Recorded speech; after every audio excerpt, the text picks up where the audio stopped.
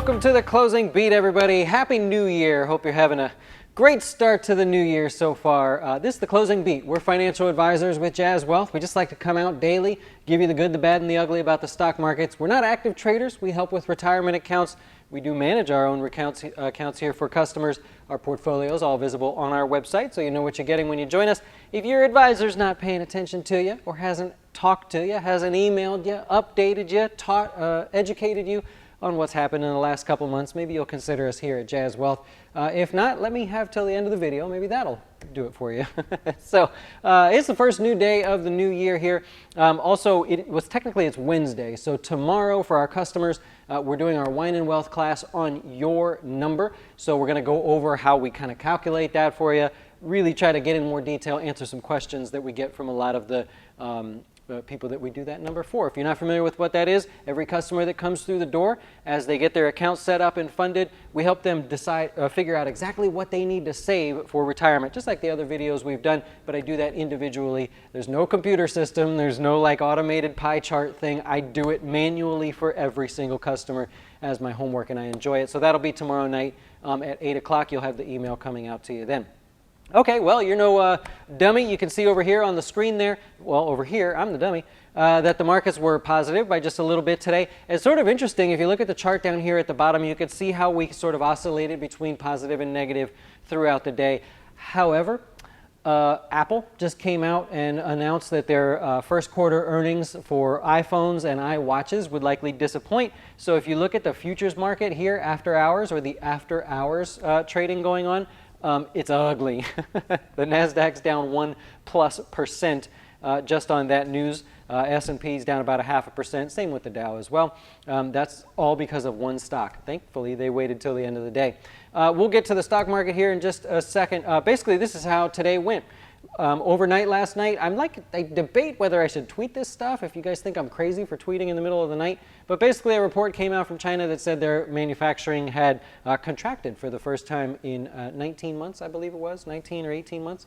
And so that sent the Asian markets lower almost instantly. And then it froze. Everything froze from there. The US markets dropped overnight, the Asian markets dropped, and then nothing, right? It was dead quiet. Actually, the Asian markets didn't finish too bad. You can look at them up at the top. But that was how our day started. You can see on the chart there, we started lower on the day, 1% decline. And I actually started off my day going, okay, let's look at all the 1% declines that started on the first day of the new year and see how things happen. My mind just goes to that. But I didn't need to do that because the market started bouncing from there, really supported by oil. And I'm just going to make this more visually interesting. I'm going to go over to the price of oil. Here's the S&P. We started the day lower, okay, was sold off a little bit there, and then the price of oil started to rally at about 10 o'clock. I tweeted that out for you guys just out of nowhere, a 90-minute rally nearing 8% just in 90 minutes from low to high. So this started right promptly at 10 o'clock, headed back all the way to these highs. Something about Saudi Arabia output and their tankers being how full they were helped support that. The sort of spike in oil there, nearly an 8% spike in less than an hour and a half, but that sort of faded. And so when that popped, you saw the market start to kind of gain some strength too. We can actually go over, it's really interesting if you're into this stuff, about 10 o'clock the market starts to follow the price of oil. So that was pretty cool. You think, oh hey, we've got something here, and then it fizzled out, right? Pretty much into lunchtime, everything fizzled out right here. And then President Trump came on TV. And, well, he was not, they were filming him. He was talking in front of a bunch of people, had a cabinet meeting there, and actually sounded well put together, right? So normally these sort of ad-lib meetings there, he goes a little off script or way off script and gives reasons for to be scared. I watched the whole thing. He actually sounded pretty put together as if he was trying to stay on script. Right? So I don't know, like that didn't seem like him, but the markets enjoyed what he had to say. He had a very positive way of saying, hey, look, we're going to beat up on some people here because they're not paying, and those that are paying are trying to get around the rules.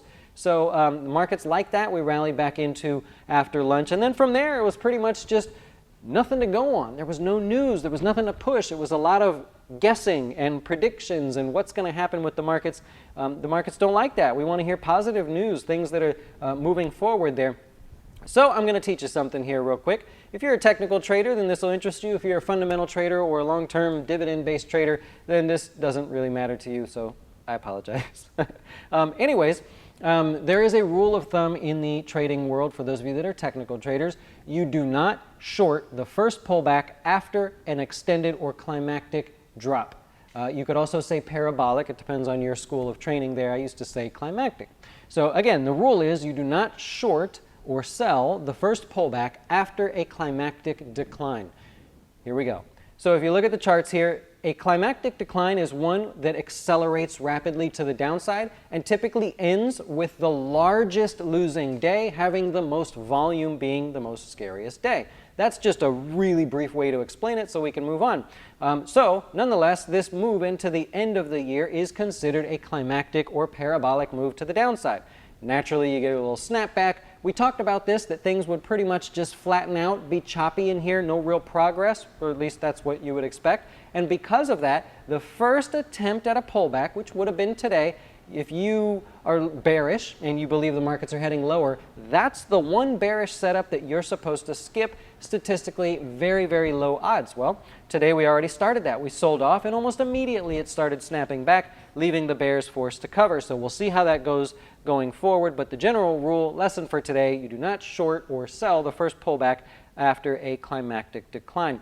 There are even more specifics on how to tell when that pullback starts, but for now that gives you a general idea because look, that's a climactic drop. I think we can all agree on that one. Okay, we're also on day 12 of the government shutdown here, so what happens there is the longer the government shutdown goes, the more pressure it puts, on the pot, right? It's getting ready to explode, so the more and more and more pressure that goes. And that's just because the words get harder and harder. Both sides start fighting more and more. Remember, we got a split Congress this year, so that's going to be rather interesting there as well. Got some stats for you if you're interested in something here before we continue. The Dow finished down 5.6% on the year. I think I tweeted this. The S&P 500 finished 6.2% lower on the year. Your worst performing sector, you probably don't have to guess. Most of us that tune in daily here probably know oil, energy generally was the worst performing sector there with a 20% decline. Materials with a 16% decline. Your best performing sectors were healthcare and, healthcare with a total of a 4.7% gain, and utilities, although that's not fair because they just gained a fraction of a percent on the year. So you would say healthcare is your big leader. Merck was one of the big gainers there across the markets, 43, I didn't write it down, 43% or so for the year. A whole thing there. We could go into that another time.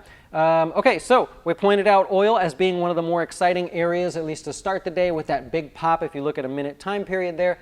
Retail was rather interesting, I thought, today. I was kind of looking around at some of the retail names. That was a significant rally. Let's do this one here. You've got a climactic decline in retail. Here is the first attempt, which was this morning, to be the first sell-off. And what happened? It immediately reverses course. So we know the rule. You do not short or sell the first pullback after a climactic decline. Now you know. So retail to me looks pretty strong, and it just purely because it did its thing all day. When you would look at all of the sectors together and all the different areas of the market throughout the day, you saw sort of sloshing around moments of weakness, moments of strength, moments of weakness, moments of strength. But in retail, you just kind of saw a solid gain on the day there. Where are the semiconductors at? I didn't look at them much past the morning. They basically did the same thing. Small gain on the day, but just a solid gain. Like it held. And that's kind of what you like to see. When you look at things like the market, the S&P, some of the other sectors, you saw the back and forth. It's one of those days where you could line up all the sectors together and rather quickly see which ones were truly the strong ones. That doesn't happen often there, so just thought I'd point that out. And we'll do REITs. REITs were down 2.5% today, pushing back towards those lows. They're just kind of stuck near the lows. Interest rates, interest rates, interest rates. What is going to happen there? I think a lot of those are looking for some guidance. If I could point out, what was it? Where were they? Med equities?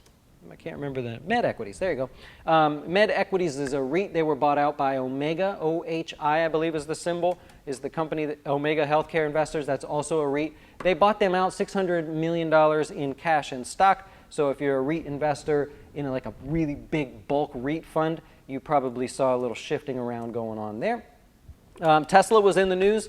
Today they have apparently 3,000 extra vehicles in inventory, and they cut the prices on the Model 3s by $2,000 if you've been shopping around there.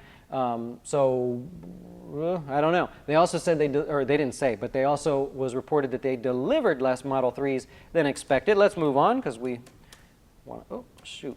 Roku, remember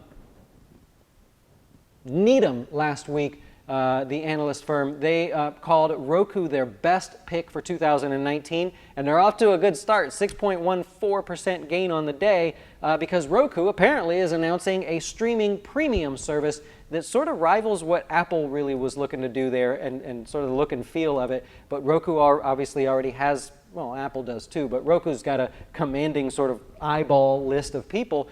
So the assumption is their revenue going to do really well if people will pay for these premium channels. Interesting thing today. Let me see while I'm here. You guys are with me, right? I just was curious. Yeah, Goldman Sachs. So Goldman Sachs goes on record as the worst performing stock in the Dow for all of 2018. Today, it was the best performing stock in the Dow all day long. It held it all day. So that goes to show people maybe looking for a little bit of a discount there. I don't know. Let's look at Wells Fargo. That had a strong day as well, 2%. RBC upgraded it. Basically, a lot of the upgrades, I made a list. I'm not going to go through all of them. You could probably Google it, and it's real simple to find. There's a whole list of upgrades today, and the comments were all basically the same, so there was no need to go through them. All the analysts basically said, given the recent sell-off, that this stock or this stock is now, it has an attractive valuation, right? So the share price relative to earnings, if you follow that sort of thing, most of the analysts, that was their comment. That was the comment by RBC on Wells Fargo and a whole bunch of others. So we just won't, unless you're interested, we just won't go through those.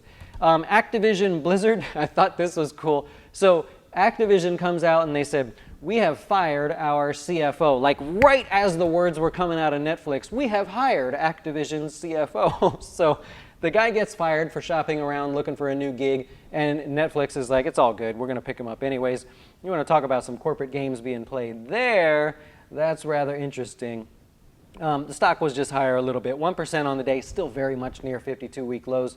Facebook, at least to start the day, a pretty decent attempt from a technical perspective to give you a little rally off the lows. We've seen this in the past where Facebook has shown a great technical reversal and basically erased it over the next few days. So careful there what you're looking at, but I just thought that was interesting. When a stock's trying to come off lows, when you see it do it like it did today, that grabs the attention of the technical traders there. For that matter, General Electric, same thing. That was up 6% on the day. Decent little rally off the lows there. There's a technical pattern there if you're familiar or interested in looking at that. I thought it was kind of funny that you had people take all their tax losses, right, all the positions they wanted to sell off, and it looks like GE was their pick, like to where they're going to go bet the rest of that money. I just thought it was kind of funny. So that's that one. And that's basically all I wanted to cover. Has anything changed here? Yeah, that Apple news after hours is really sort of ugly overall. Doesn't bode well for a strong start tomorrow. But that's basically everything I wanted to cover, I think. If you have any questions, I'd be happy to answer them. If you're one of our customers, keep in mind, Wine and Wealth tomorrow. Gonna do it. Everything's on schedule and everything. Also, there's a list of updated classes. If you go to jazzwealth.com, you click on events. You don't have to. We'll update you or send you the link ahead of time. But just know that we got a whole list of new classes coming up there that we put on the website, always to keep you updated. Your brother-in-law works for Apple. He's lost a chunk. Yeah, but if you work for Apple, you're not one of those. You don't find like short-term traders there. I think that's okay. Obviously, the decline in the stock, $100+ to see, or almost $100 to see a decline, that doesn't feel good for anybody. So that I understand that. So Vince has a good point. Prices come back around on strong fundamentals. Earnings are coming up. My prediction with earnings is we have all lowered the bar too much. Every analyst is going, this company's just not going to make as much. Apple's already warning that they're going to make less, or they're going to have some issues there. So look at all the companies and the analysts just lowering the bar, lowering the bar. Where do you think they stop lowering that bar? I've seen this so many times. They lower the bar just below where they think the company will meet. So when they come out with earnings, it all seems great. You think the company's going to make $232 a share, and they make $233 a share, $234 a share, and all of a sudden the sort of the attitude of the market participants changes to, well, maybe it's not so bad. So look for that this earnings season. Remember last season, earnings season, I tried to tell you revenue was going to be the focus. It was the focus. This earnings season, the focus is going to be on beating expectations by like a penny or two, but expectations were lowered so far, it makes it easy to beat it there. Shut down the government forever. Hey, the SEC closes tomorrow if there's no deal. So technically, I should be able to say anything. Nobody's going to be watching because they're going to be closed. I didn't mean that. Sears officially in liquidation. Yeah. Yeah. Yep. Oh, okay. So you're holding on. Well, look. Financial investor, you're holding on to Apple, you have your reasons. I know you're a dividend guy there. You're obviously, you know the game. It's not that Apple is going the way of Enron or Tyco, or does anybody remember those? So, you know, it's just part of the game there. Roth IRAs for minor, custodial accounts, absolutely. We sure do. Yep. Careful with those. I'm a little particular on those just because I've seen some bad situations. If you're going to save for your child and you're going to put money away, grandma's going to put some money, your wife, whatever it is, you don't touch that money. Don't put it in there and then later on go, oh, I'm a little short. Can I get some money from my child's account? Big problems. Big problems. Don't do it. Please don't do it. Okay, that's all I have for you. We'll wrap it up there. I appreciate every one of you watching. This is going to be the month that I push this. Not everybody needs a financial advisor or someone to manage their investments. I get it. I'm not here every day only offering help in that perspective, right? I want to help with everything.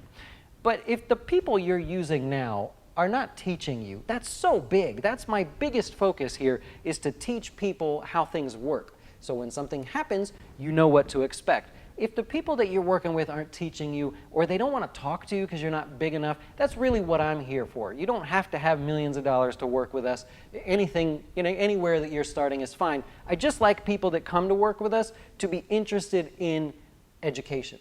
Just a little bit, right? You don't have to check in every day, but just I want you guys to learn something. And so this year, our Wine and Wealth library is going to be, number one, it's going to be all there for everybody to use, but I'm going to go nuts, right? Because education is, to me, the key to any form of comfort when it comes to investing. So if it helps you, if you decide that maybe we're someone you want to work with, you just want to shop around and check it out, I'm happy to chat with you or anything. But just know I'm a teacher at heart. I want to teach you how it all works. I'll help you. I'll do it. Maybe one day you go, I got this. I'd like to take my account and go do my own thing.